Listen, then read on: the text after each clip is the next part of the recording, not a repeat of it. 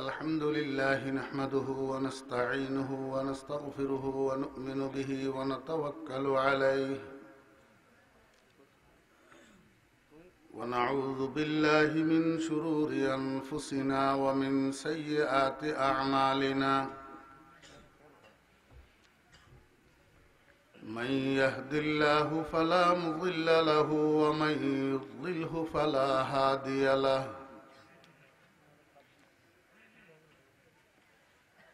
ونشهد أن لا إله إلا الله وحده لا شريك له ونشهد أن سيدنا وسندنا وحبيبنا ومولانا محمدا عبده ورسوله صلى الله تعالى عليه وعلى آله وأصحابه وأزواجه وذرياته وأهل بيته وعلماء أمته وفقهاء ملته ونجباء طريقته أجمعين أما بعد فأعوذ بالله من الشيطان الرجيم بسم الله الرحمن الرحيم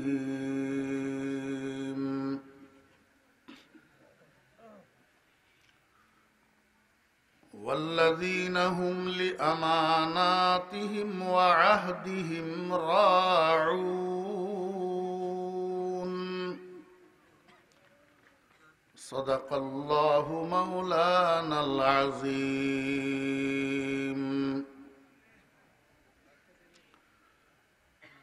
قال رسول الله صلى الله عليه وسلم أربع إذا كان فيك فلا يضرك ما فاتك من الدنيا حفظ أمانة وصدق حديث وحسن خليقة وعفة في طعمة أو كما قال النبي عليه الصلاة والسلام وصدق رسوله النبي الأمي الكريم ونحن على ذلك لمن الشاهدين والشاكرين ربنا تقبل منا إنك أنت السميع العليم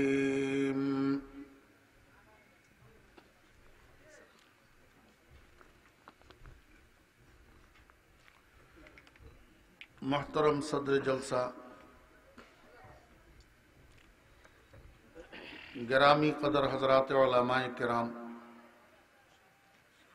समावेत सर्वस्तरेर दिनदार मुसलमान भाईरा पर्दार आलेर सम्मानिता पर्दानशी मा ओ बोनेरा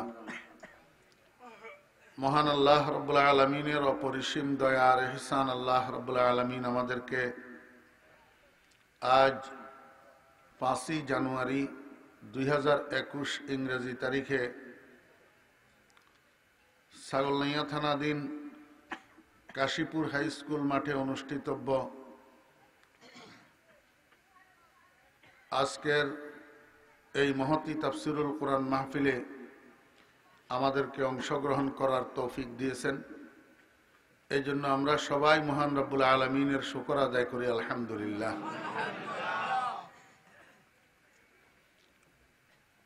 আল্লাহ পাক এই দুনিয়াতে যত মানুষ বানাইছেন সমস্ত মানুষগুলা দুই ভাগে বিভক্ত। এক ভাগের নাম ঈমানদার আর এক ভাগের নাম বেঈমান। এই দুই ভাগ মানুষের জন্য আল্লাহ পাক দুইটা শেষ ঠিকানা বানাইয়া রাখছেন। একটা শেষ ঠিকানার নাম জান্নাত আর একটা শেষ ঠিকানার নাম জাহান্নাম। জান্নাত হইল ঈমানদারের ঠিকানা আর জাহান্নাম হইল বেঈমানের ঠিকানা। কিন্তু বর্তমান দুনিয়াতে বেঈমানেরাও জান্নাতে যাওয়ার কামনা পোষণ করে। আপনাদের কারো অভিজ্ঞতা আছে কিনা জানি না, আমার অভিজ্ঞতা আছে। আমাদের দেশে কোনো হিন্দু ভাই যদি মারা যাইতে লাগে তো মৃত্যুর পূর্বক্ষণে একটা ঠাকুর আসি তারে কলমা পড়ায়, মুখে মুখে বলায় লা ইলাহা ইল্লাল্লাহ মুহাম্মাদুর রাসূলুল্লাহ মানং ত মানং ন মানং ত নরকে গমনং। এটার অর্থ হইল লা ইলাহা ইল্লাল্লাহু মুহাম্মাদুর রাসূলুল্লাহ, মানলে তো মানবি, না মানলে নরকে যাবি। এই নরক মানি হইল আমাদের জাহান্নাম। দুঃখের বিষয় হইল এই ঠাকুরেরা যখন সাধারণ হিন্দু ভাইদেরকে এই কথাটা জানায় তখন তারা পয়েন্ট অফ নো রিটার্নে থাকে, যখন মানার আর সুযোগ থাকে না, জীবনভর এই কথাটা জানায় না। আমি আপনাদেরকে বোঝানোর উদ্দেশ্য হলো তাদের তো ঈমান নাই, কিন্তু তারাও জান্নাতে যাইতে চায়, জাহান্নামের থেকে বাঁচতে চায়। জান্নাতকে স্বর্গ বলে আর জাহান্নামকে নরক বলে। আপনারা দেখবেন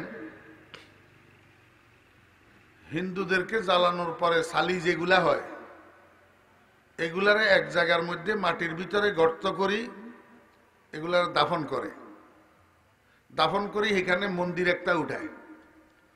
তো মন্দিরের এক পাশে দিয়ে নেম প্লেট লাগায়, এটা কার কবর। নেম প্লেটের মধ্যে লেখা থাকে শ্রী স্বর্গবাসী শ্রী শ্রী হরেশচন্দ্র দেবনাথ। আপনারা দেখছেন নি, আমি কইতে পারি না, আমি অনেক জায়গায় দেখছি। স্বর্গবাসী কি বাসী? স্বর্গবাসী মানে কি? জান্নাতবাসী। তাদের খেয়াল হইল তাদের বাবা শ্রী শ্রী বাবা জান্নাতে অলরেডি পৌঁছে গেছে। আসলে কি পৌঁছে গেছে না? তাহলে বোঝা যায় হেরাও কিন্তু জান্নাত জাহান্নাম মানে, জান্নাত জাহান্নাম মানে, জান্নাতে যাইতে চায়, জাহান্নাম থেকে বাঁচতে চায়। এই জন্যই তো স্বর্গবাসী লেখে। কিন্তু আসলে আদৌ জান্নাতে যাওয়াটা নিঃশর্তে না সশর্তে? আল্লাহ পাক রব্বুল আলামিন বলেন শুধু বেঈমান না, ঈমানদারের জান্নাতে যাওয়াটাও নিঃশর্তে নয়। ঈমানদারের জান্নাতে যাওয়াটাও নিঃশর্তে নয়। সূরাতুল মুমিনুনের শুরুতে আল্লাহ পাক রব্বুল আলামিন এই কথাটা আলোচনা করছেন, কাদ আফলাহাল মুমিনুন, ঈমানদারগণ সফল। ঈমানদারগণ সফল কিভাবে সফল? আর একটু আগে যাইয়া আল্লাহ পাক বলেন উলাইকা হুমুল ওয়ারিসুন আল্লাযীনা ইয়ারিসুনাল ফিরদাউস হুম ফিহা খালিদুন। ঈমানদাররা সফল কিভাবে? যেহেতু ঈমানদারগণ তাদের বাপের বাড়ির ওয়ারিশ, বাপের বাড়ির ওয়ারিশ। আপনারা কনছেন বাপের বিটার ওয়ারিশ কে হয়? ছেলেরা। বাপের বিটার ওয়ারিশ কে হয়? সন্তানেরা। বাপের বিটার ওয়ারিশ কে হয়? সন্তানেরা। তো জান্নাত আমাদের বাপের বাড়ি, বাপের নাম আদম আলাইহিস সালাম। এখন এই বাপের বাড়ির ওয়ারিশ হবে যে সব সন্তান না, সুসন্তান। কে ওয়ারিশ হবে? কুসন্তান বাপের বাড়ির ওয়ারিশ হবে না। কিল্লাই সন্তান যখন বাপের নাফরমান হয়, সন্তান যখন বউ লইয়া শ্বশুর বাড়ির গরজা মাইয়া চলি যায়, সন্তান যখন বউ লইয়া ঢাকা চট্টগ্রাম বাসা বাড়ি করি 15-20 বছর থাকে, বাপের খবর লয় না, বাপের চিকিৎসা করে না, বাপের খোরপোশ দেয় না, তখন বাপে এক সময় কি করে জানেননি? শুধু ত্যাজ্জন হুজি বাকি গুণের রেস্টারি করি সম্পত্তি ব্যাজ্ঞান দিজে তুই এবারে থাকবই। বুঝছেন না? বুঝেন না?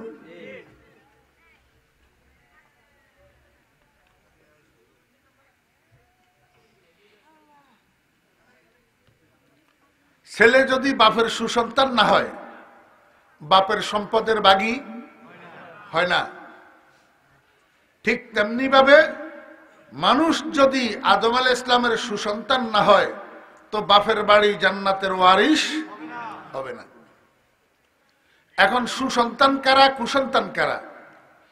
সুসন্তান হলো ইমানদার, আর কুসন্তান হলো বেঈমান। কুসন্তান হলো বেঈমান।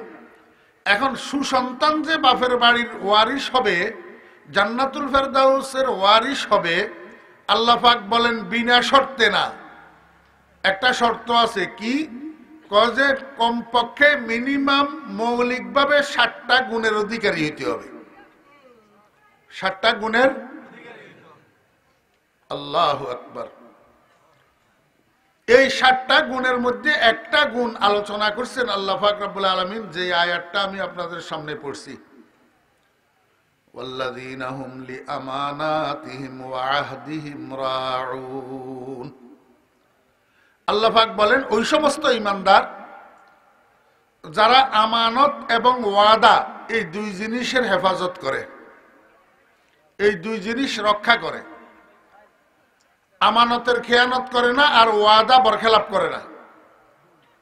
এই দুই জিনিসের হেফাজত যারা করে, তারা উলাইকা হুমুল ওয়ারিসুন আল্লাযীনা ইয়ারিসুনাল ফিরদাউস, তারা তাদের বাপের বাড়ি জান্নাতুল ফেরদাউসের ওয়ারিশ হবে। আল্লাহু আকবার।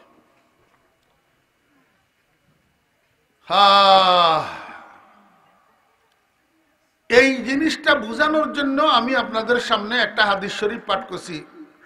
সরকার দো আলম জনাবে মুহাম্মদুর রাসূলুল্লাহ সাল্লাল্লাহু আলাইহি ওয়াসাল্লামের অগণিত হাদিস শরীফ থেকে একটা হাদিস শরীফ, হাদিসে সহিহ, হযরত আব্দুল্লাহ ইবনে ওমর রাদিয়াল্লাহু আনহু riwayat করছেন। আল্লাহর হাবিব জনাবে রাসূলুল্লাহ সাল্লাল্লাহু আলাইহি ওয়াসাল্লাম বলেন, হে আমার উম্মতগণ, আরবাউ উমুরিন, আরবাউ খাসলাতিন, আরবাউ সিফাতিন, 4টা জিনিস, 4টা স্বভাব, 4টা কাজ, 4টা গুণ, ইজা কুন্না ফিকা, যখন তোমার মধ্যে থাকবে, ফালা ইয়াদুররুকা মা ফাতাকা মিনাদ দুনিয়া, দুনিয়ার যে কোনো সম্পদ যদি তোমার থেকে হারাইয়া যায়, যে কোনো সম্পদের থেকে তুমি যদি বঞ্চিত হইয়া যাও, তাতে তোমার কিছু আসে আর যায় না, এতে তোমার কোনো ক্ষতি নেই। আর একটু সহজ করি আমি আপনাদেরকে বুঝাই। আমাদের দেশে কিছু গরিব শ্রেণীর মানুষ আছে না নাই? জি, রিক্সা চালায়, দিনমজুরি করে, লেবারি করে, রাস্তা ইট ভাঙে, মাটি কাটে, ফরের দোকানে চাকরি করে, গ্যারেজে কাজ করে, ওয়ার্কশপে কাজ করে, বাসে হেলফারি করে, চার দোকানে মেসিয়ারি করে। এমন কিছু গরিব শ্রেণীর মানুষ আমাদের দেশে আছে না নাই?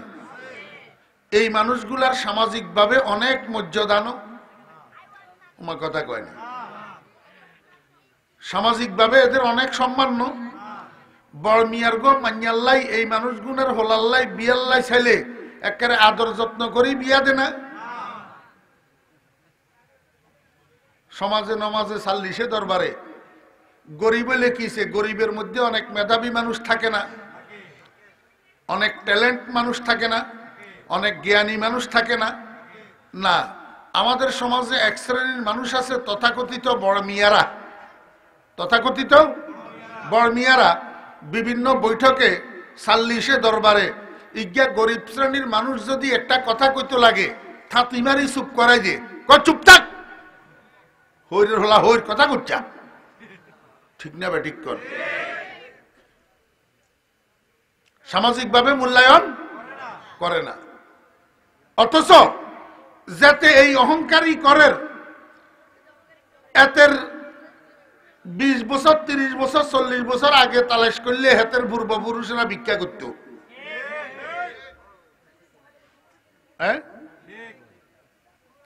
অনগা কোন রকমে হোলাইগা ইটালি যাই হচ্ছে, নয় কোন রকমে হোলাইগা জাপান যাই হচ্ছে, না হলে কোন রকমে হোলাইগা সাউথ কোরিয়া যাই হচ্ছে। টেয়া হুসা কুকা রুজি করার এখন বাড়ির যাতারা আছে এতর্ক তাফালিংয়ে গ্রামবাসীর আর শান্তি নেই।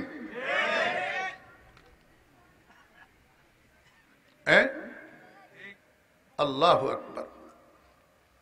আল্লাহর হাবিব জনাব রাসূলুল্লাহ সাল্লাল্লাহু আলাইহি ওয়াসাল্লাম কয়, উম্মত তোর কোনো টেনশন নাই, তোর কোনো পেরেশানি নাই, তোর কোনো চিন্তা নাই, সারা দুনিয়া তোর থেকে চলে যাক, 2টা পয়সার মালিক তুই যদি নাও হস, এই 4টা গুণ যদি তোর কাছে থাকে তাহলে তোর যথেষ্ট। তোর আর যে হাফতে ক্লিমের বাদশা, সর্দারি, মাতাব্বরি, নেতাগিরি সব পাইল, কিন্তু এই 4টা গুণ তার কাছে নাই। জীবনের মূল্য শিয়াল কুকুরের জীবনের চেয়েও খারাপ। এই 4টা গুণ তার কাছে নাই। কয়টা গুণ? একটু মনোযোগ সহকারে শুনবেন নি। কিনলেই কাল্লা বেয়ানে সাত দোকানে বই এই 4 গুণ জন আলোচনা করতে হারেন। বাড়িত গেলে মান্যলাগলে যদি জিজ্ঞায় কিয়া শুনি আইলেন দুইয়ার কেন কন না, তখন জন মান্যলার করে কইতেন হারেন। এইরকম জন নয় ফ্যান্ডেলের ওয়াজ শুনলেন, এই কিনার দিয়ে ঢুকলো, হে কিনার দিয়ে বাইর এলো, ফ্যান্ডেলের ওয়াজ ফ্যান্ডেলে থাকি গেল, আপনি খাইলা ডুলালে বাড়িতে চলে গেলেন। এই ওয়াজ শুনার কোনো লাভ নাই। তাহলে একটু মনোযোগ সহকারে কি করতে হইব? শুনতে হইব। এই 4 গুণ যেন মনে থাকে, 4 গুণ যেন মনে থাকে। মনে না থাকলে শুনি লাভ নাই। তো মনে না থাকলে শুনি লাভ আসেনি? কোনো লাভ নাই। কালকে সকালে এই গুণ এগুলা অর্জন করা যাইব নি? যাইতো না। কয়টা গুণ? 1 নম্বর হেফজু আমানাতিন, আমানতের হেফাজত, আমানতের হেফাজত। 2 নম্বর সিদকু হাদিসিন, সত্য কথা বলা, সত্য কথা বলা। 3 নম্বর হুসনু খলিকাতিন, চরিত্রকে সুন্দর করা। 4 নম্বর ইফাতুন ফি তুমাতিন, খানাকে হালাল বানানো। খানাকে কি বানানো? আমি তো সংক্ষেপে 4টা কই দিলাম। একখানা চোখ বন্ধ করি চিন্তা করি সানছেন এই 4টা গুণ কেমন জরুরি। হ্যাঁ, আল্লাহু আকবার। এই 4 গুণের মানুষ বর্তমান সময়ে তালাশ করি পাওয়া একেবারে সহজ। এবার একখান করি বুঝেন। সময় কভার হইলে 4 কমু ইনশাল্লাহ। আর যদি সময় কভার নয়, যেই কোয়ান একখান 2 যা কইতাম হারি আরে আল্লাহ যা তৌফিক দে। 1 নম্বর গুণ হেফজু আমানাতিন, আমানতের হেফাজত করা। আমানতের কি করা? আমরা আমানত কি রে বুঝি? আমরা আমানত বুঝি যে আপনি আমার কাছে 500 টাকা আনি রাখলেন, হুজুর 8 টাকা আগুন রাখেন, আই যে সময় চাই আমার একখানা দিয়েন। আপনি আমার কাছে মোবাইল একটা আনি রাখলেন, হুজুর আমি কেনা ছাগল নাইয়া যাইয়া না, মোবাইল গিয়ে আপনি রাখেন, আইলে আপনি তো আবার লোক। আমরা এইটারে আমানত বুঝি। আসলে ঠিক এইটাও আমানত। এটাও কি আমানত। আরো কিছু আমানত আছে, আরো কিছু আমানত। একটা মানুষের জন্য তার জীবনের সবচেয়ে বড় আমানত হলো তার হায়াত। মনোযোগ আসেনি? প্রত্যেকটা মানুষের হায়াতটা, প্রত্যেকটা মানুষের জীবনটা, প্রত্যেকটা মানুষের নিঃশ্বাসগুলা আল্লাহ পাকে তার কাছে আমানত রাখছে। তার কাছে কি রাখছে? শরীয়তের মাসালা হইল, যদি কেউ আপনার কাছে 500 টাকা আমানত রাখে, তাহলে 500 টাকার 1 নোট রাখছে, না হলে 100 টাকা হাসকান নোট রাখছে, না হলে 50 টাকা 10 নোট রাখছে। শরীয়তের হুকুম হইল, যদি সে আপনাকে এই টাকাগুলা খরচ করার, ব্যবহার করার, ভাঙ্গার অনুমতি না দেয়, তাহলে আপনার জন্য তার রাখা নোটগুলা পরিবর্তন করা হারাম। পরিবর্তন করা কি হারাম। আপনার যদি প্রয়োজন হয়, আপনি তার থেকে অনুমতি নিতে হবে, ভাই তুমি যে সময় নিবা এই সময় আমি দিয়ে দিমু, তোমার টাকাগুলো আমি খরচ করতে পারবনি। হে যদি কয় হ্যাঁ আপনি দরকার হলে খরচ করেন, আমি চাইলে আমারে দিয়ে দিয়েন, তাহলে আপনি এগুলা নোট পরিবর্তন করতে পারবেন।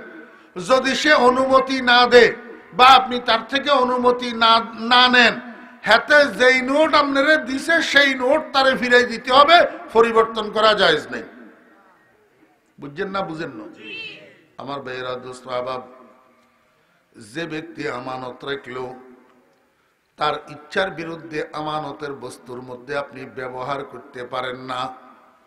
আল্লাহ পাক রব্বুল আলামিন কয়, বান্দা আমি যে একটা হায়াত তোর কাছে আমানত রাখলাম, একটা জীবন তোর কাছে আমানত রাখলাম, কতগুলা নিঃশ্বাস তোর কাছে আমানত রাখলাম, তুই কি করি বুঝলি যে আমার ইচ্ছার বিরুদ্ধে তোর জীবনটা তুই পরিচালনা করতে পারবি, আমার ইচ্ছার বিরুদ্ধে তোর নিঃশ্বাসগুলা তুই খরচ করতে পারবি, এটা কি করি বুঝলি? প্রত্যেকটা নিঃশ্বাস তোর কাছে আমার আমানত।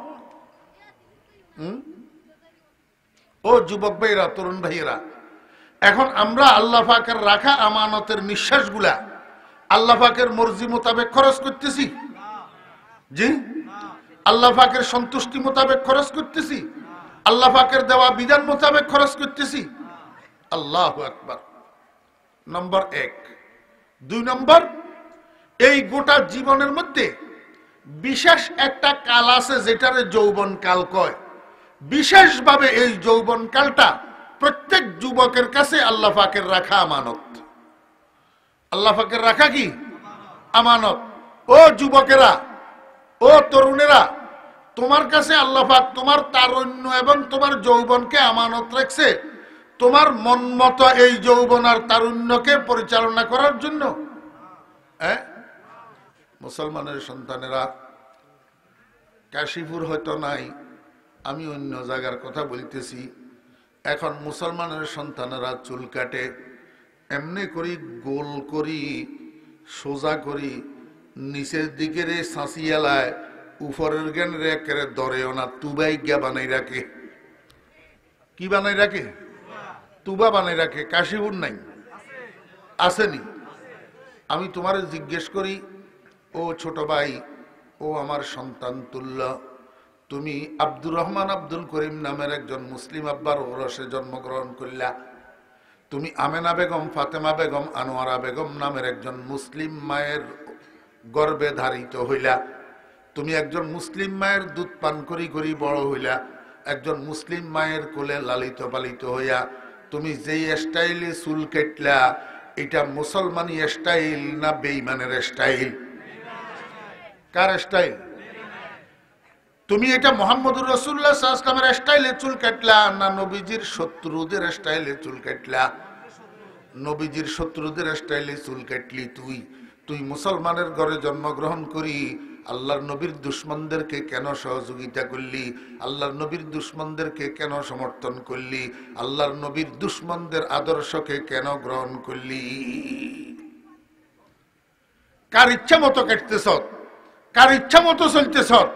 এই হায়াতের নিঃশ্বাসগুলা তোর আব্বার ব্যাংকের টাকা নি, না তোর বাবার জমিনের দান, না তোর বাপের পুকুরের মাছ, না তোর নেতা আব্বাই দিছে তোরে। এগুলা তো আল্লাহর দেওয়া নিঃশ্বাস, আল্লাহর রাখা আমানত। আল্লাহর হুকুম মোতাবেক না তুই খরচ করবি।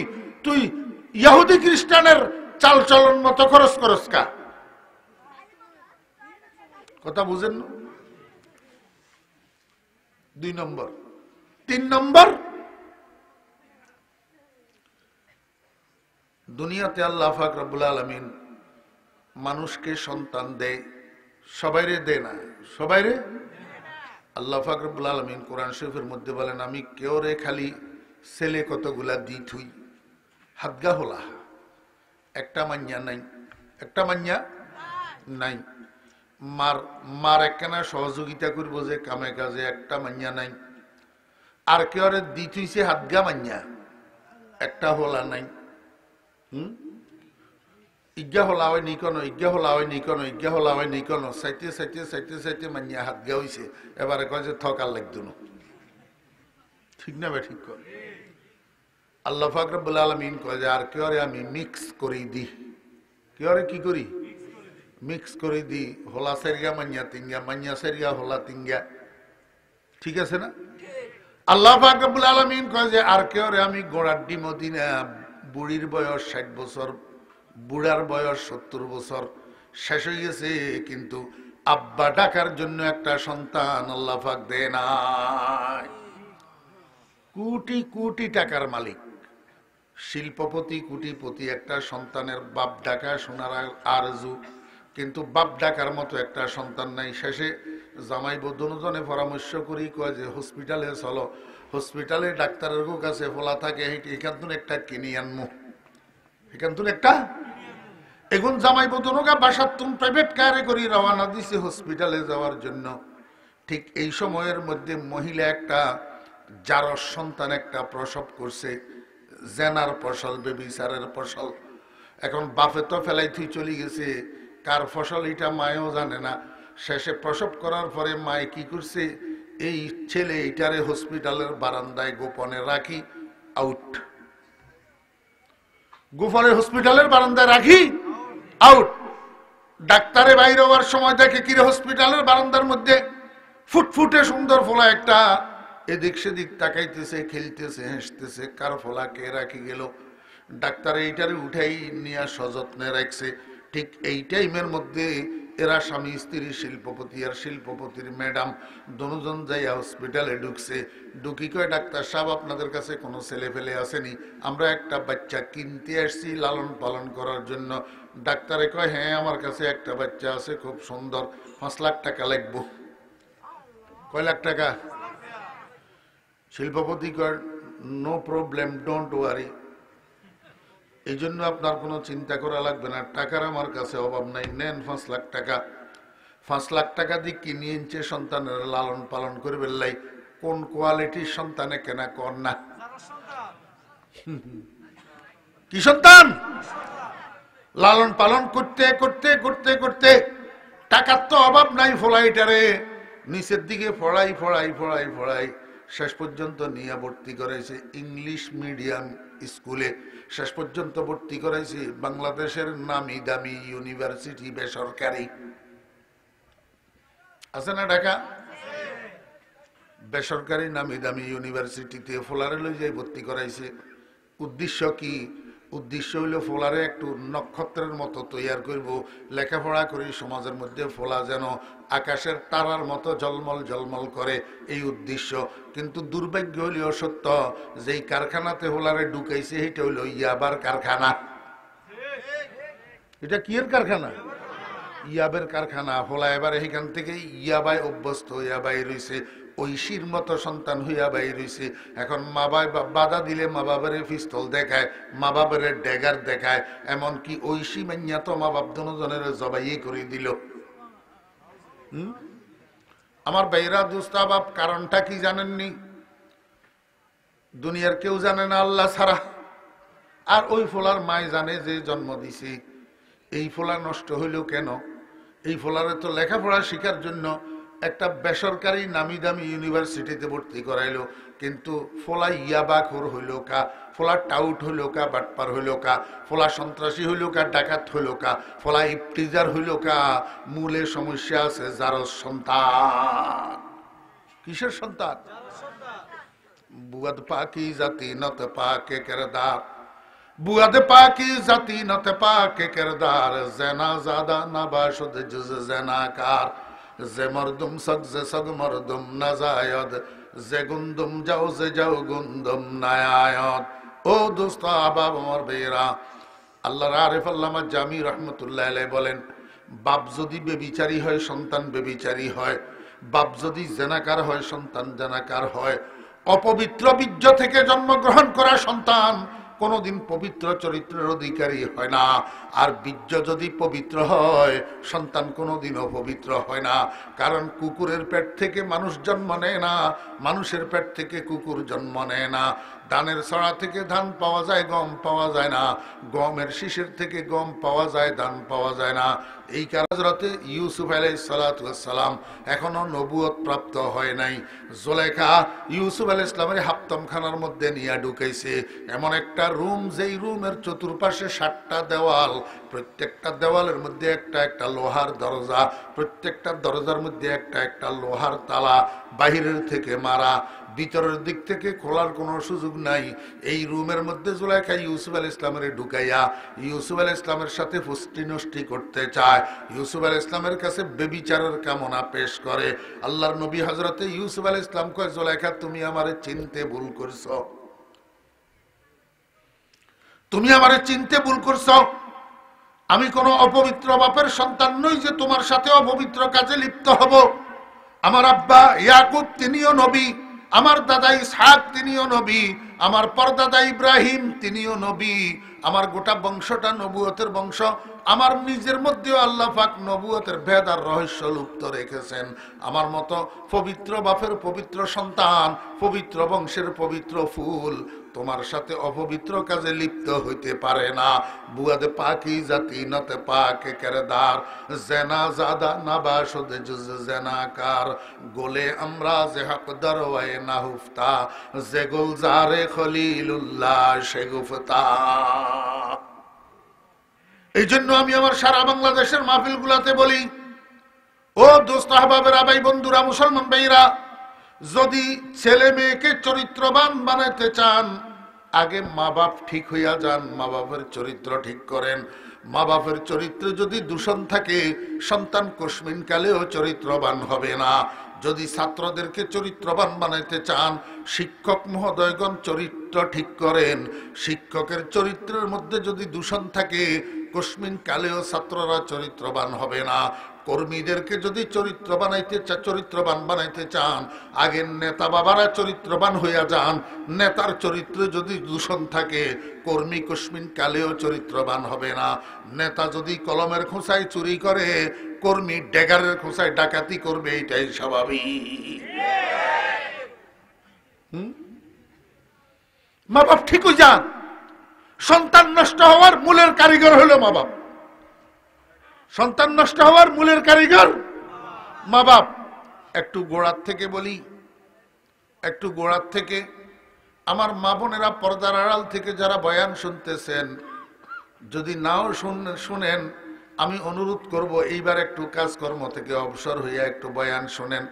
আপনাদের জন্য জরুরি বয়ান হবে ইনশাআল্লাহ। আমার মা বোনেরা, সন্তান যখন গর্ভে ধারণ করবেন, এই সন্তান গর্ভে ধারণ করা অবস্থায় আপনাকে একটু সাবধানে চলতে হবে, একটু সাবধানে। সন্তান গর্ভে ধারণ করা অবস্থায় মা যদি মিষ্টি বেশি খায়, সন্তান মিষ্টি প্রিয় হয়। মা যদি টক বেশি খায়, সন্তান টক প্রিয় হয়। মা যদি জাল বেশি খায়, সন্তান জাল প্রিয় হয়। সন্তান গর্ভে ধারণ করা অবস্থায় মা যদি টুকিটাকি কষ্ট করে হলেও কাজকর্ম করে, সন্তান কর্মঠ হয়। সন্তান গর্ভে লইয়া মা যদি বেশি বেশি শুইয়া থাকে, সন্তানটা অলস হয়। সন্তান গর্ভে ধারণ করিয়া মা যদি পর্দা পুশিদার সহিত চলে, মা যদি লাজ লাজুকতার সহিত, শরম হায়ার সহিত চলাফেরা করে, এই সন্তান মায়ের পেটের থেকে ট্যালেন্টফুল হইয়া বাইর হয়, মেধাবী হইয়া বাইর হয়। আর মা সন্তান গর্ভে ধারণ করি যদি নির্লজ্জতার সাথে চলাফেরা করে, বেপরদা চলাফেরা করে, বেগানা পুরুষের সাথে হা হা হি হি হু হু করিয়া দিন কাটায়, ফেটে ধারণ করা সন্তানটা মেধা খর্ব হইয়া, বোকা হইয়া, ডামিস হইয়া বাইর হয়। এই কারণেই তো বাইরে শিক্ষা প্রতিষ্ঠানে লেখাপড়া করার পরে আবার ঘরে হাউস টিউশন মাস্টার রাখি, আবার কোচিং করাই, এরপরে 10 বিষয় পরীক্ষা দিলে 7 বিষয় ফেল মারে। কারণ তো এটা, কারণ আমার বেইরা দোস্ত আবাব, সন্তান গর্ভে ধারণ করে মা যেটা কোরআন শরীফ বেশি তেলাওয়াত করে, এই সন্তান আলেমে হাক্কানি রব্বানি হয়, হাফেজে কোরআন হয়। আপনারা হয়তো জানেন, আব্দুল কাদের জিলানী রহমতুল্লাহ আলাইহি, বরপীর সাহেব রহমতুল্লাহ আলাইহি, মনোযোগ আসেনি? নাম শুনছেননি? বড় পীর আব্দুল কাদের জিলানী রহমতুল্লাহ আলাইহির জীবনীর মধ্যে লিখতেছে, উনি উনার মায়ের পেট থেকে যখন ভূমিষ্ঠ হয়েছিলেন তখনই উনি 18 পারা কোরআন শরীফের হাফেজ ছিলেন। কয় পারা? কেমনে বোঝা গেছে? আমাদের দেশের বাচ্চাগুলার যখন বুলি ফুটে সর্বপ্রথম দাদা বাবা বলে, হ্যাঁ? আর আব্দুল কাদের জিলানীর যখন সর্বপ্রথম বুলি ফুটছে, বুলি ফুটার সাথে সাথে আউযু বিল্লাহি মিনাশ শাইতানির রাজিম, বিসমিল্লাহির রহমানির রহিম, আলহামদুলিল্লাহি রাব্বিল আলামিন, আর রহমানির রহিম। এই শিশু আব্দুল কাদের জিলানী কোরআন শরীফের তেলাওয়াত শুরু করছে আর থামে না, একেবারে 18 পারায় যাইয়া তো থামছে। তখন ঘরের সবাই বুঝছে যে আব্দুল কাদের মায়ের পেট থেকে 18 পারা লইয়াই এসছে। কেমনে? আব্দুল কাদের জিলানী রহমতুল্লাহ আলাইহি জীবনের মধ্যে লিখতেছেন, উনার মা বড় দিনদার মহিলা ছিলেন, বড় আল্লাহওয়ালা মহিলা ছিলেন, বড় আমল করনেওয়ালি মহিলা ছিলেন। আব্দুল কাদের জিলানী রহমতুল্লাহ আলাইহি গর্ভে থাকা অবস্থায় উনার মা কাজের ফাঁকে একটু সময় পাইলেই কোরআন শরীফ লইয়া বসতেন, একটু সময় পাইলেই কোরআন শরীফ লইয়া বসতেন। মায়ের গর্ভে থাকাকালীন মায়ের মুখে কোরআনে কারীমের তেলাওয়াত শুনতে শুনতে আব্দুল কাদের মায়ের পেটের মধ্যে 18 পারা কোরআন শরীফের হাফেজ হইয়া গেছে। আর আজকে দুঃখের সাথে বলতে হয়, আমাদের আল্ট্রা মডার্ন যুগের আল্ট্রা মডার্ন মায়েরা সন্তান গর্ভের মধ্যে ধারণ করে এত বেশি সিনেমা চায়, এত বেশি নাটক চায়, এত বেশি টেলিভিশন চায়, এত বেশি গান শুনে গর্ভের সন্তান মায়ের পেটের মধ্যে থাকি মায়ের আল্লাহু আকবার কাজকর্ম থেকে ডজনে গানের হাফেজ হইয়া তারপরে ভূমিষ্ঠ হয়। এই সন্তান সন্ত্রাসী না হইয়া কি হবে? এই সন্তান ডাকাত না হইয়া কি হবে? এই সন্তান ইফতিজার না হইয়া কি হবে? এই সন্তান মদদি না হইয়া কি হবে? এই সন্তান বেয়াদব না হইয়া কি হবে? এই সন্তানে মুরব্বী কি বুঝবে, মসজিদের ইমাম কি বুঝবে, আর আলেম ওলামা কি বুঝবে? হ্যাঁ আমার ভাইয়েরা, দোস্ত আহবাব, এই জন্য আমি আমার সারা বাংলাদেশের মাহফিলগুলোর মধ্যে একটা কথা বলিয়া বেড়াই, আমার ভাইয়েরা যারা দম্পতি আছেন, বিয়ে করছেন, স্বামী স্ত্রী খুব খেয়াল রাখবেন, যখন সন্তান গর্ভে ধারিত হয় তখন আব্বা আম্মা সাবধান, ঝগড়া করিয়েন না। আব্বা আম্মা ঝগড়া করিয়েন না, স্বামী স্ত্রী গালাগালি করিয়েন না, ফিডাফিডি মারামারি করিয়েন না। আপনারা স্বামী স্ত্রী দুজন মা বাপ, আপনাদের গর্ভের মধ্যে সন্তান আছে, এই সময়ের মধ্যে আপনারা যেটা করবেন সেটার একটা অ্যাকশন, সেটার একটা ক্রিয়া, সেটার একটা প্রভাব গর্ভের সন্তানের উপরে পড়বে। আপনারা স্বামী স্ত্রী আল্লাহু আকবার এখন গালাগালি করবেন, জামাইয়ে বোর মা বাপ ধরেই গালাগালি করবেন, বউয়ে স্বামীর মা বাপ ধরেই গালাগালি করবেন। মনে রাখিয়েন, এই গালাগালি কিন্তু বৃথা যাবে না, ওই গর্ভের সন্তান আপনাদের গালাগালি শিখতে আছে। এইখান তুলে তো চরিত্র হারাইয়া বাহির হইতেছে, এইখান তুলে তো গানের হাফেজ হইয়া, নাটকের হাফেজ হইয়া বাহির হইতেছে। সাবধান।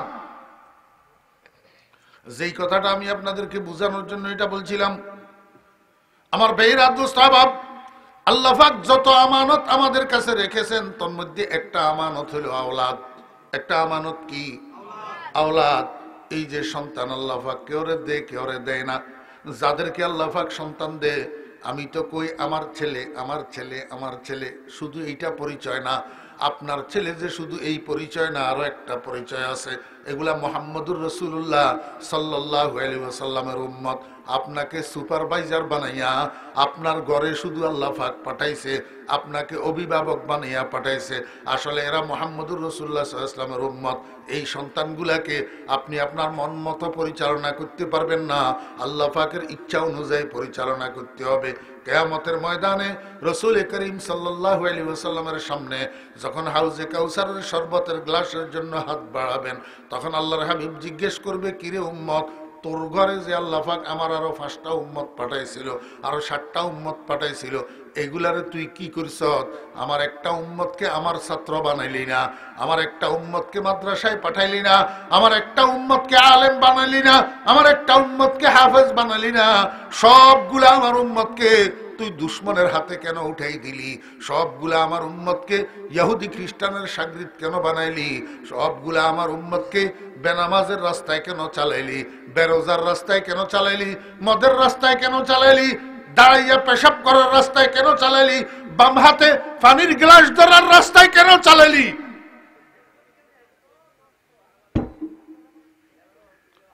একটা স্ট্যাটাস পালন করার জন্য, নাস্তা করার জন্য বইছে একটা ডাইলবাজি আর 2টা পরোটা লইয়া, হাতে পুরাটা খাইছে, পরোটা দূর রাখি দিছে, ডাইলবাজি দূর রাখি দিছে। কিরে বেটা এটার এক লিখা কয় এটা স্ট্যাটাস।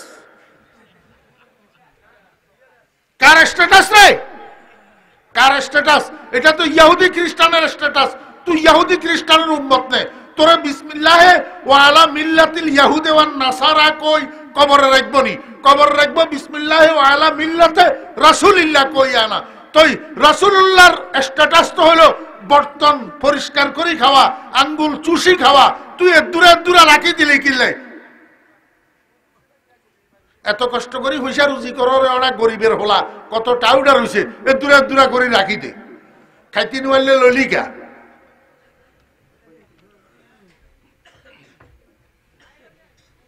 দোষকার কয় না?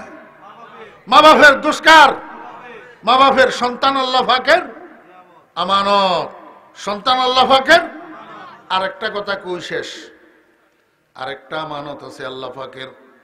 আমার বেয়েরা দোস্ত আবাব, আমরা যারা এখন বর্তমানে বিবাহিত আছি এবং সামনে যারা বিবাহ করব, একটা কথা মনে রাখবেন, আল্লাহ পাক 2 জাত মানুষ বানাইছে। এক জাতের নাম পুরুষ আর এক জাতের নাম মহিলা। এক জাতের নাম পুরুষ আর এক জাতের নাম কি? মহিলা। আল্লাহ পাক দোনো জাতের একটা জিনিস দিছে, এই জিনিসটার নাম হলো যৌবন। এই জিনিসটার নাম কি? যৌবন। আল্লাহু আকবার। যৌন শক্তি, যৌনতা, এটা আল্লাহ পাকের আমানত। আল্লাহু আকবার। পুরুষের মধ্যে আল্লাহ পাক এই জিনিসটা দিছে মহিলার আমানত স্বরূপ, মহিলার মধ্যে এই জিনিসটা দিছে পুরুষের আমানত স্বরূপ। আল্লাহ পাক দুনিয়াতে প্রত্যেকটা মানুষকে জোড়া জোড়া বানাইছে, জোড়া। ওয়া মিন আয়াতিহি আন খালাকালাকুম মিন আনফুসিকুম আজওয়াজা লিতাসকুনু ইলাইহা ওয়া জাআলা বাইনাকুম মাওয়াদ্দাতান ওয়া রাহমা ইন্না ফি যালিকা লাআয়াতিল লিকাউমি ইয়াকিলুন। আল্লাহ পাক রব্বুল আলামিন বলে, বান্দা আমি তোমরা প্রত্যেক পুরুষের এই ঢাকের যে ফাজরের বাঁকা হাড় আছে, নরম হাড়, এই হাড়ের অংশ দিয়া তোমার স্ত্রীকে তৈরি করেছি। প্রত্যেকটা পুরুষের স্ত্রী তার জোড়া, তার শরীরের অংশ। আল্লাহ পাক রব্বুল আলামিন যার জন্য যাকে জোড়া বানাইছে, ওই মানুষটার যৌবন তার জন্য আমানত। এক কথায় বুঝেন, স্বামীর যৌবন স্ত্রীর আমানত, স্ত্রীর যৌবন স্বামীর আমানত। কোন স্বামী বাড়িতে ঘরে স্ত্রী রাখি নাইট ক্লাবে যাইতে পারবে না, পতিতালয়ে যাইতে পারবে না, রাস্তাঘাটে ভিন্ন কোন মহিলার চেহারার দিকে তাকাইতে পারবে না, কারণ এটা তার স্ত্রীর আমানত। ঠিক তেমনি ভাবে প্রত্যেকটা স্ত্রীর যৌবন, প্রত্যেকটা স্ত্রীর রূপ তার কাছে তার স্বামীর আমানত। আল্লাহ পাক রব্বুল আলামিন দিয়া রাখছে। আমার বেয়েরা দোস্ত আবাব, বর্তমান যুগের মহিলাদের একটা বদ অভ্যাস আছে, স্বামী যতক্ষণ সামনে থাকে ততক্ষণ তাই নিয়ে রাবেয়া বসরি, স্বামী যতক্ষণ সামনে আছে ততক্ষণ তাই নিয়ে একেবারে খদিজাতুল কুবরা। কিন্তু স্বামী একটু আড়ালে গেলে এইবার হান্ডিওয়ালা, বিছনা চাদরওয়ালা, যত হকার আছে, যত ফেরিওয়ালা আছে, বেগুনের লগে দেখা দে, বেগুনে তুন সদাই করে। হ্যাঁ, এটা কি আমানত রক্ষা করা হইলো না খেয়ানত করা হইলো? কিছু কিছু দিনদার মহিলারা আছে, মাসালা বুঝে না, এমনে পর্দা করে, বেগানা পুরুষের সামনে যায় না, কিন্তু ড্রয়িং রুমে মেহমান আসি বইছে যে ফর্দারে হাক করি এমনি করি মেহমানে গুন কন বেগুন ছায়, ওই বেড়ার ছিদ্র দিয়ে এমনি করি মেহমানে গুন কন বেগুন ছায়, মনে করে আই কি দেয়া দিয়েন নে, আমি কি ফর্দা লঙ্ঘন করি এনে, আই খালি সাইয়ের না। আমার মা বোনেরা, হারাম আপনার চেহারা অন্যকে দেখানো যেরকম হারাম, আপনি ভিন্ন পুরুষের চেহারার দিকে তাকানো হারাম। হারাম, এটা আপনার স্ত্রীর আমানত। আমার ভাইরা দোস্ত, পর্দা করা মানে কি? পর্দা করা মানে কি? পর্দা শুধু মহিলার জন্য না। আমরা তো বলি নারীর পর্দা, আসলে শুধু পর্দা নারীর জন্য না, পর্দা নারী পুরুষ উভয়ের জন্য। স্বামী যে পর্দা করবে সেটা স্ত্রীর আমানত রক্ষা করবে, আর স্ত্রী যে পর্দা করবে স্বামীর আমানত রক্ষা করবে। কেমন রক্ষা করবে? আমার ভাইয়েরা, দোস্ত, বাবা, আমার মা বোনেরা, হযরতে ফাতেমাতুজ জোহরা রাদিয়াল্লাহু আনহার জীবনী দেখেন। রাসূল আকরাম সাল্লাল্লাহু আলাইহি ওয়াসাল্লামের কলিজার টুকরা, রাসূল আকরাম সাল্লাল্লাহু আলাইহি ওয়াসাল্লামের নয়নের মণি, হযরত হাসান হুসাইন রাদিয়াল্লাহু আনহুমার মা, হযরত আলী রাদিয়াল্লাহু আনহুর স্ত্রী। আল্লাহু আকবার। হযরতে ফাতেমা রাদিয়াল্লাহু আনহার একটা ঘটনা আমি আপনাদেরকে বলি, মনোযোগ আছে না? রমজানের মাস। কি মাস? রমজানের মাস। হঠাৎ করি হযরত ফাতেমা রাদিয়াল্লাহু আনহা অসুস্থ হয়েছে, জ্বর উঠছে। জ্বর ফাতেমার কি উঠছে? জ্বর উঠছে। ভোর রাত্রে সেহরি করছে না, তো সেহরি করে তো আর ঘুমায় নাই। এখন ফজরের নামাজ পড়ার জন্য হযরত ফাতেমা রাদিয়াল্লাহু আনহা ঘরের মধ্যে নামাজের মুসল্লায় বসছে, আর হযরত আলী রাদিয়াল্লাহু আনহু ফজরের নামাজ পড়ার জন্য মসজিদে নববীতে গেছে। মসজিদে নববীতে জামাতে নামাজ পড়ি হযরত আলী রাদিয়াল্লাহু আনহু ঘরে আসি, দেখে ফাতেমা নামাজের মুসল্লায় নাই। নামাজের মুসল্লায় হযরত আলী রাদিয়াল্লাহু আনহু পেরেশান হইলেন। কিরে, জীবনেও তো কোনোদিন ইশরাক পড়া ছাড়া ফাতেমারে নামাজের মুসল্লা থেকে উঠতে দেখলাম না। আজকে তো ফাতেমা আর অসুস্থ, জ্বর আক্রান্ত, নামাজের মুসল্লা থেকে উঠি গেল কই? ঘরের মধ্যে তালাশ করি, দেখে পাইল না। শেষ পর্যন্ত তালাশ করতে করতে রান্নাঘরে গেছে, রান্নাঘরে যাইয়া ফাতেমারে পাইছে, কিন্তু অনেকগুলা কাজে ব্যস্ত। কি কাজ? আল্লাহু আকবার। বড় একটা মাটির পাত্রের মধ্যে হযরত হাসান হুসাইন রাদিয়াল্লাহু আনহুমা দুজনের এতগুলা কাপড়, অর্থাৎ পরিধেয় যত কাপড় ছিল সবগুলারে ভিজাইছে ধোয়ার জন্য। এরপরে চুলার মধ্যে আগুন জ্বালাইছে, আগুন জ্বালাইয়া বড় একটা হান্ডির মধ্যে পানি কতগুলা দিছে, পানি গরম করতেছে। আবার মাটির একটা বড় ডিশের মধ্যে বেশি পরিমাণে কতগুলা আটারে পানি দিয়া মাখি খামির বানাইতেছে। এই সময়ের মধ্যে হযরত আলী রাদিয়াল্লাহু আনহু যাইয়া ঢুকছে ফাঁকের ঘরে। হযরত আলী রাদিয়াল্লাহু আনহু কয়, ফাতেমা এটা কি করলা? আমি তো জীবনেও কোনোদিন তোমাকে ইশরাকের আগে মুসল্লা থেকে উঠতে দেখলাম না, আজকে তুমি ইশরাকের আগে মুসল্লা থেকে উঠলা, আবার এতগুলা কাজ যে একসাথে শুরু করলা অসুস্থ শরীরে, তুমি এই কাজগুলা কেমনে শেষ করবা? এতগুলা কাপড় বাচ্চাদের একসাথে কেন ভিজাইছ? পানি কেন গরম করতেছ? আর এতগুলা আটার খামির কেন বানাইছ? এগুলার রুটি তো 4 দিন খেলেও শেষ হবে না। হযরত ফাতেমা রাদিয়াল্লাহু আনহা কয়, আলী এই কাজগুলার একটা কারণ আছে। কয় কি কারণ? কয় আমি গত রাত্রে স্বপ্নে দেখতেছি অন্ধকারের মধ্যে আমার আব্বাজান আমার ঘরের মধ্যে ঢুকছে। আব্বাজান কে বলেন না? এই স্যার, মানুষ কতগুলা খালি সুর শুনে মনোযোগ নেই। খালি সুর শুনলে তো হইতো না, কথা বুঝতে হইব। ফাতেমা রাদিয়াল্লাহু আনহা কয়, আমি রাত্রে স্বপ্নে দেখতেছি আমার আব্বাজান আমার ঘরের মধ্যে ঢুকছে অন্ধকারের ভিতর। আব্বাজান কে? মুহাম্মাদুর রাসূলুল্লাহ সাল্লাল্লাহু আলাইহি ওয়াসাল্লাম। আমি দেখতেছি আমার আব্বা ঘরের মধ্যে হাঁটি হাঁটি কাকে যেন তালাশ করতেছে। পিছনের দিক থেকে অন্ধকারের মধ্যে আব্বাজানের উপরে আমার নজর পড়ছে। আমি কাছে আসি জিজ্ঞেস করলাম, আব্বা কাকে তালাশ করতেছেন? নবীজি পিছনের দিকে ঘুরিয়ে আমারে কয়, ফাতেমা আমি তোমারে তালাশ করতেছি একটা সংবাদ দেওয়ার জন্য। আমি জিজ্ঞেস করলাম, আব্বাজান কি সংবাদ? রাসূল আকরাম সাল্লাল্লাহু আলাইহি ওয়াসাল্লাম কয়, ফাতেমা নিশ্চয় রোজা রাখছো, সেহরি তো করছো আলীর সাথে, ইফতার করিবা আব্বাজানের সাথে জান্নাতের দস্তরখানে। কথা এটার মাহিত্য কি?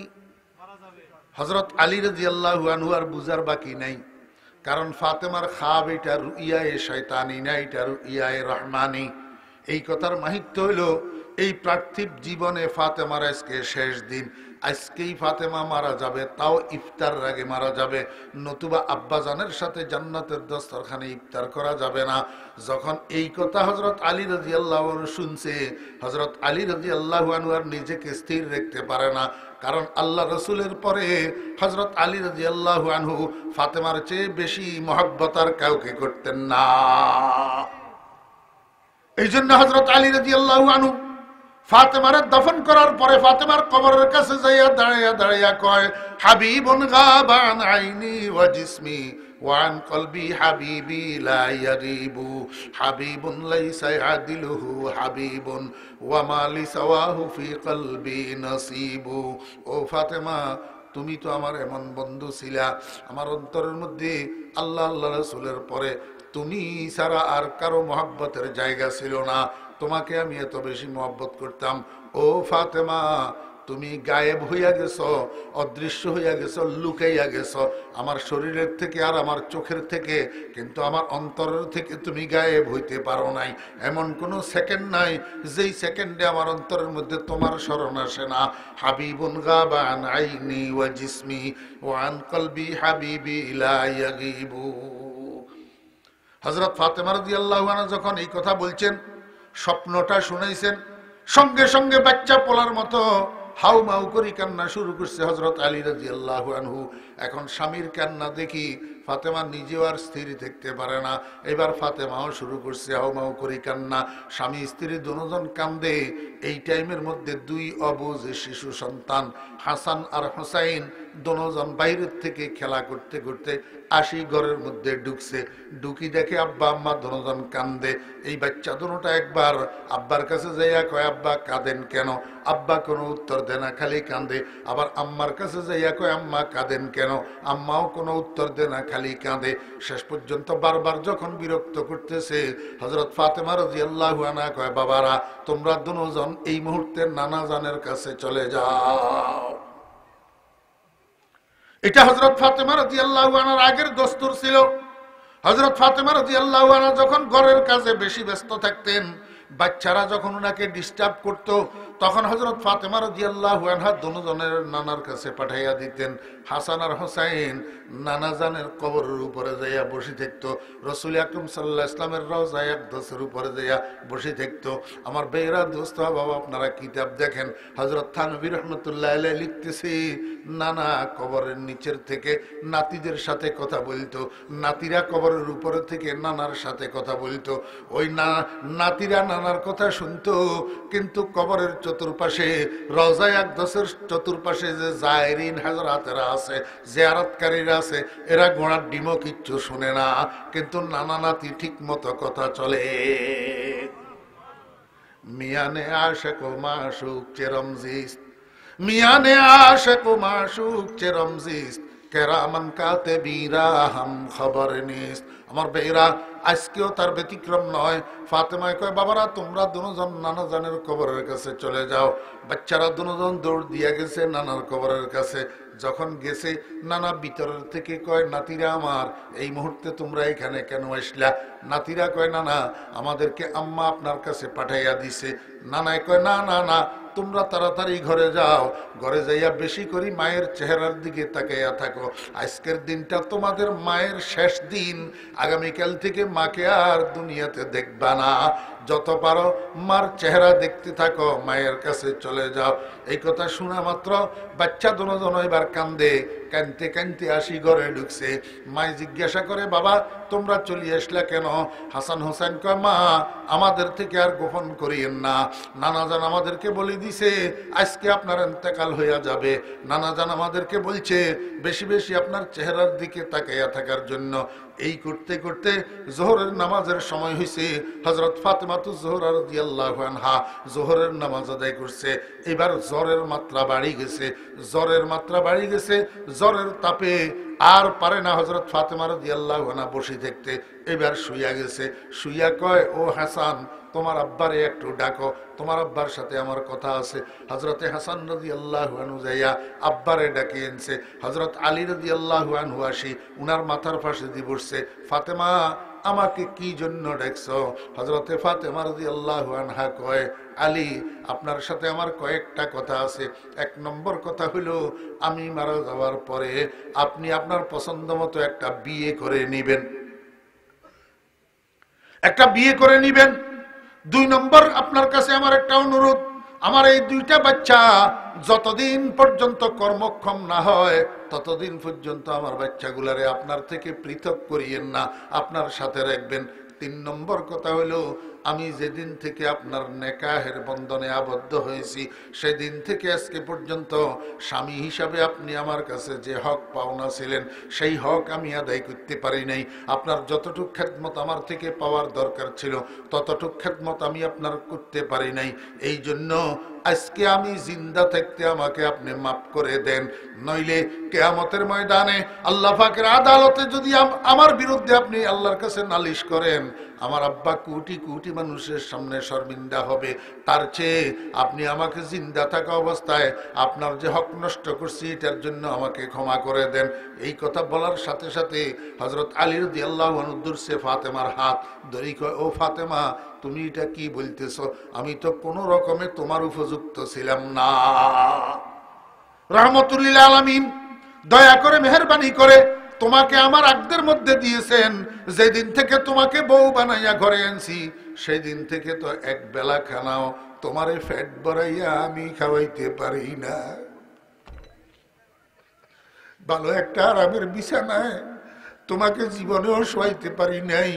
তুমি তো রাহমাতুল লিল আলামিনের কন্যা, সেই হিসাবে আমি তোমার কোনো হক আদায় করতে পারি নাই। যদি তুমি আমাকে মাফ না করে মরে যাও, কিয়ামতের ময়দানে আল্লাহ পাকের আদালতের কাঠগড়ায় যদি আমাকে দাঁড়াইতে হয়, আমি তো আল্লাহর দরবারে আসামি হয়ে যাব, জবাব দিতে পারবো না। ফাতেমা, তুমি জিন্দা থেকে আমাকে মাফ করে দিয়ে যাও।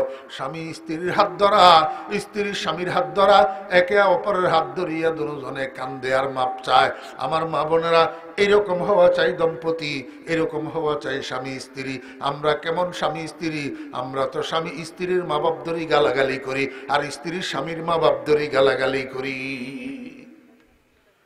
আমার বেইরা দোস্ত বাপ, যেই কথাটা আমি আপনাদেরকে বোঝানোর জন্য এখানে নিয়ে আসছিলাম সেই কথাটা হলো, হযরত ফাতেমা রাদিয়াল্লাহু আনহা কয়, আলী, আপনার কাছে আমার আর একটা মিনতি।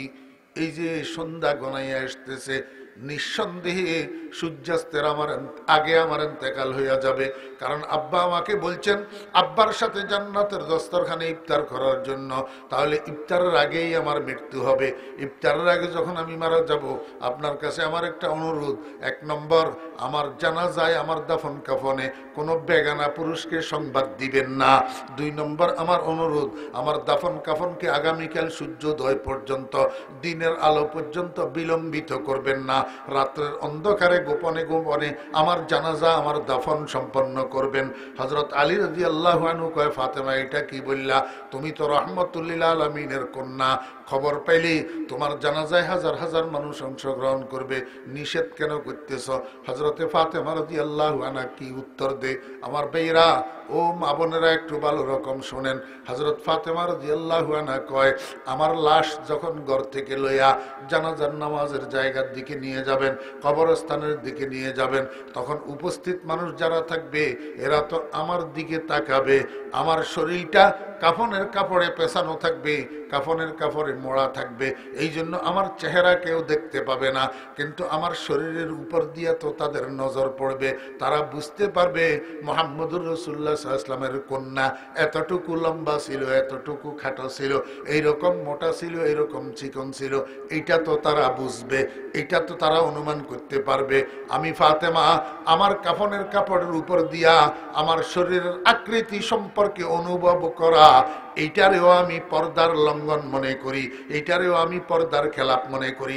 আর এই পর্দার খেলাপ করার কারণে না জানি আল্লাহ পাকের আদালতে আমার আব্বা আসামি হইয়া যায়, কোটি কোটি মানুষের সামনে আমার আব্বা শর্মিন্দা হয়।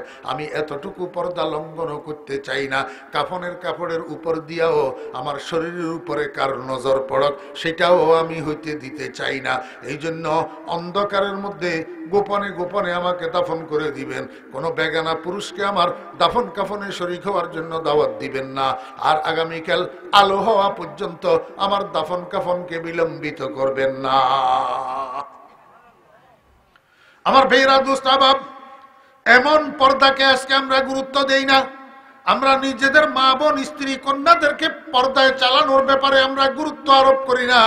আমরা নুনের থেকে চুন খসলে, তরকারির মধ্যে একটু লবণ বেশি হলে, একটু জাল বেশি হলে আমরা মহিলাদেরকে মারা শুরু করি, গালিগালাজ শুরু করি, কিন্তু পর্দার জন্য আমরা কোনো কিছু বলি না। ও ভাইয়েরা দোস্ত আহবাব, আমি আপনাদেরকে বুঝাইতে চেয়েছিলাম প্রত্যেকটা স্বামীর যৌনতা তার স্ত্রীর আমানত, প্রত্যেকটা স্ত্রীর যৌনতা স্বামীর আমানত। এই আমানতের হেফাজত করতে হবে। যদি দোস্ত জান্নাতুল ফেরদাউসের ওয়ারিস হইতে চাই, তাহলে 1 নম্বর গুণ হলো আমানতের হেফাজত করা। আল্লাহর হাবিব জনাব রাসূলুল্লাহ সাল্লাল্লাহু আলাইহি ওয়াসাল্লাম এই জন্য বলেন, আমার উম্মতেরা 4টা গুণ অর্জন করা কি পাইলা না তাতে তোমার কিছু আসে আর যায় না।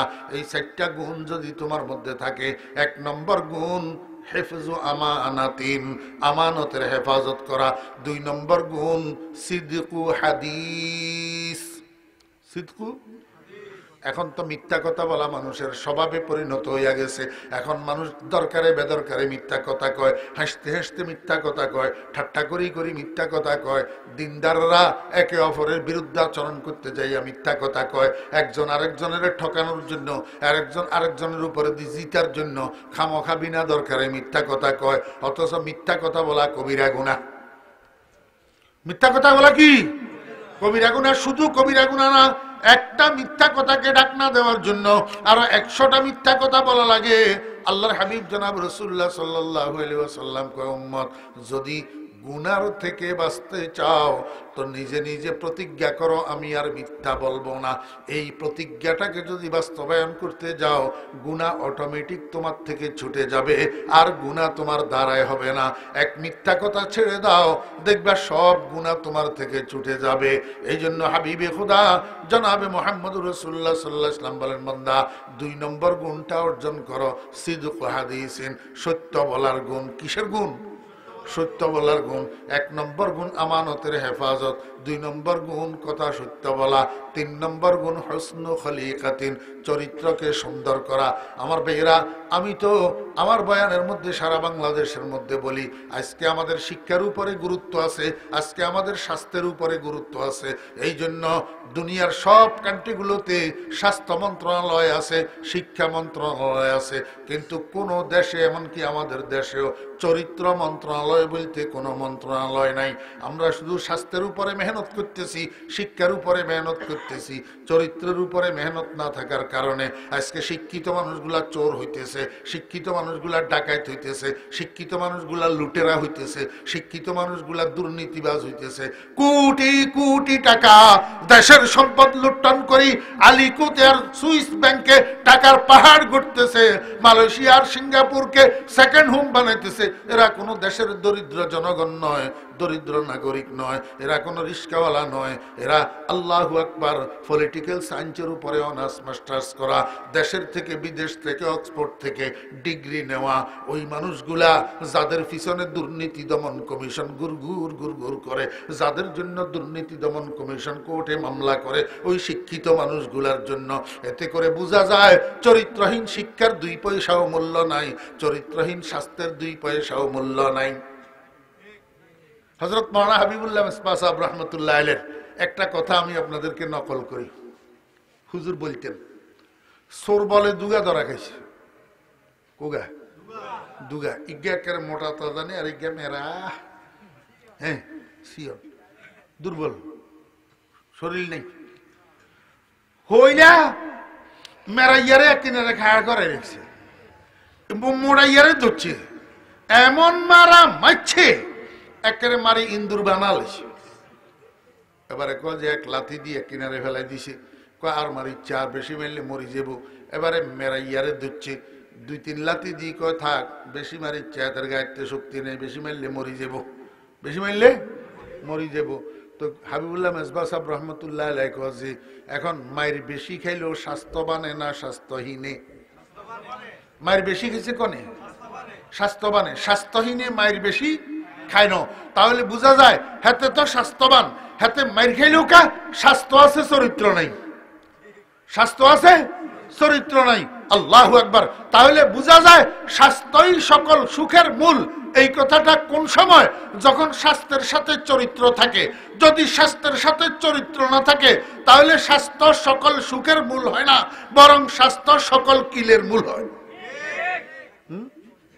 আমার ভাইরা, দোস্ত আবাব, ঠিক তেমনি ভাবে আজকে আমরা শিক্ষার পিছনে আছি। শিক্ষা তো জাতির মেরুদণ্ড, শিক্ষা তো জাতির মেরুদণ্ড, কিন্তু শিক্ষা কোনো কোনো সময় জাতির মেরুদণ্ড অটল থাকার মাধ্যম হয়, আবার কোনো কোনো সময় শিক্ষা জাতির মেরুদণ্ড ভাঙ্গার জন্য মাধ্যম হয়। ওই সমস্ত লুটেরা আর দুর্নীতিবাজের গোষ্ঠী যারা দেশের সম্পদ লুণ্ঠন করে, দেশের সম্পদ বিদেশে পাচার করে, দেশের টাকা বিদেশে নিয়ে ব্যাংকের অ্যাকাউন্ট গাঢ় করে, এই সমস্ত আমার বেড়া লম্পটেরা, এই সমস্ত বাটপারেরা, এই সমস্ত চোরের দল আর ডাকাইতের দল, এদের কাছে শিক্ষা আছে কিন্তু চরিত্র নাই, চরিত্র নাই। তাহলে শিক্ষাই জাতির মেরুদণ্ড, এই কথাটা তখন ঠিক যখন শিক্ষার সাথে চরিত্র থাকে।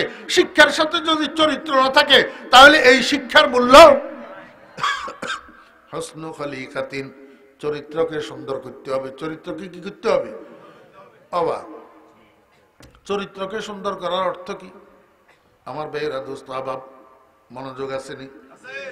একজন চরিত্রবান মানুষের কথাবার্তা হবে শালীন, কথাবার্তা হবে মার্জিত, কথাবার্তা হবে সুন্দর, কথাবার্তা হবে শীতল। একজন চরিত্রবান মানুষের কথার দ্বারায় কারো মনে কষ্ট যাবে না, যাবে না।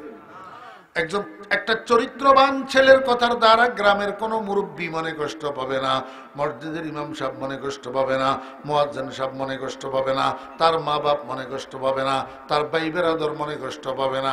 একটা চরিত্রবান সন্তানের কথার দ্বারা, ঠিক তেমনি ভাবে একটা চরিত্রবান সন্তানের কাজের দ্বারা কোনো মানুষ দৈহিকভাবে ক্ষতিগ্রস্ত হবে না, দৈহিকভাবে আঘাতপ্রাপ্ত হবে না, কোনো মানুষ আন্তরিকভাবে মানসিকভাবে কষ্ট পাবে না। এমন চরিত্রবান যদি হয়, ও বেরা দোস্ত আবাব, যে সমস্ত মানুষের কথার দ্বারায় আরেকজনে কষ্ট পায়, কাজের দ্বারায় আরেকজনে কষ্ট পায়, হাতের দ্বারায় আরেকজনে কষ্ট পায়, পায়ের দ্বারা আরেকজনে কষ্ট পায়, মুখের দ্বারা আরেকজনে কষ্ট পায়, এই মানুষগুলা চরিত্রবান না চরিত্রহীন? কি চরিত্রহীন? দোস্ত আহবাবেরা, এই জন্য হুজুরে পাক সাল্লাল্লাহু আলাইহি ওয়াসাল্লাম বলেন, ওয়া হুসনু খলিকাতিন, চরিত্রকে সুন্দর করা সর্বশেষ গুণ যেটা, ওয়া ইফাতুন ফি তুমাতিন, ইফাতুন ফি তুমাতিন, লোকমা পবিত্র হওয়া। লোকমা পবিত্র হয় কেমনে? হালাল লোকমা বক্ষণ করলে। লোকমা হালাল বক্ষণ করা যায় কেমনে? হালাল রুজি করলে। হালাল রুজির দ্বারায় হালাল খাওয়া যায়। রুজি করবেন হারাম, খাদ্য কেমনে হবে হালাল? আমার ভাইরা, দোস্ত আবাব, রুজি কেমনে করলে হালাল হয়? সুদের উপরে টাকা লাগাইলে। আপনারা না কন, আমি তো যা দেই রনগা কইলি তো কেয়ার কেয়ার মনেও ভিতরে ভিতরে কষ্ট আই যে বলে। হাতের মাঞ্জার বিয়া, তো মাঞ্জার কিয়া বিয়া, তো টেয়ারে কেনা শর্ট আছে না? তো গ্রামের মধ্যে হুইশাল একজন আছে, নামাজি মানুষ, কোয়ালিতে দাগ, নামাজের আগের কাতারে নামাজ পড়ে। তো হুইশাল হিয়ার বাড়িতে যাই, এতে মাঞ্জার বাপে ক যে বাইসা শুক্রবার দিন আপনার বাতিজির বিয়া, আর এখানে 10,000 টেয়া হাওলার দিন টেয়া হয়েছে, এখানে শর্ট আছে। না রে ভাই, আমার কাছে এরকম টেয়া টুয়া নাই, তবে আমার জিজ্ঞা মানিয়ে আজ জির নামে বিদেশে তুমি কিছু টেয়া হারাইছে, যে হেচ্ছা কিচ্ছু টেয়া আজ জির কাছে আছে, হেগুনে আরে কইছে যে এই টেয়াগুন নাকি লাভের উপরে হইলে লাগাইব, লাভের উপরে হইলে লাগাইব। 10,000-এ 3,000 টেয়া, 10,000-এ 3,000 টেয়া। তুই কইলে আই হেগুনের লগে যোগাযোগ করি তোমার বিয়ালে কম। আসলে হুদা মিছা কথা। কোন জির যেমন টিয়া হারানো কোন জির টিয়ানো জির কাছে নো টিয়া হেগুন বেগুন বুইয়ার বুইয়া এতের নাম দি হাতের নাম দি বিনেমা দি সুদের উপরে টিয়া লাগায় আবার প্রথম কাতারে নামাজ পড়ে। আমার কথা হইলো যদি সুদের উপরে টিয়া লাগান যদি সুদে খান তাহলে নামাজ কলমা পড়ি হুক্কুর হুক্কুর করি কোনো লাভ নাই, কোনো লাভ নাই। সুদের সবচেয়ে বড় শাস্তি হলো বেঈমান হইয়া মরা। আমরা গুঞ্জি নাই, আমি অন্য এলাকার কথা কইয়া। খবরদার মুসলমান, নামাজ কলমা যদি পড়েন, আল্লাহ রসুল যদি বিশ্বাস করেন, কবর হাসর যদি বিশ্বাস করেন, এই টাকার লোভ ছাড়তে হবে, সুদের টাকার লোভ ছাড়তে হবে, সুদের টাকার লোভ ছাড়তে হবে। সুদের মাধ্যমে যেই টাকা অর্জন করবেন এই টাকা আপনি নিজে খাইবেন, আপনার গোস্ত বাড়িব, গোস্ত জাহান্নামের খোরাক হইব। এই মনোযোগ আসেনি? যারা ছেলে মেয়ে লালন পালন করেন, হারাম রুজির টাকা দিয়া মাছ গোস্ত কিনবেন, চাইল ডাইল কিনবেন, সবজি কিনবেন, তরকারি কিনবেন, এইটা কিনবেন, এইটা কিনবেন, এটা হুজ্জিরে খাওয়াইবেন। এই হুজ্জি বুড়া কাড়ালে আপনার কোনো উপকারে আসবে না। এই হুজ্জি আপনার খেদমত করবে না। তো যে হারাম রুজি দি, হারাম টাকা দি, হালাল হারাম খাদ্য দি ছেলে লালন পালন করছেন, লেখাপড়া করেছেন, এই ছেলে বৃদ্ধকালে আপনার কোনো উপকারে আসবে না। এই ছেলে আপনার খেদমত করবে না, এই ছেলের বউ আপনার খেদমত করবে না। কষ্ট করে ছেলে মেয়ে লালন পালন করেন, ছেলে মেয়ের মুখের মধ্যে হারাম হারাম লোকমা দিবেন না।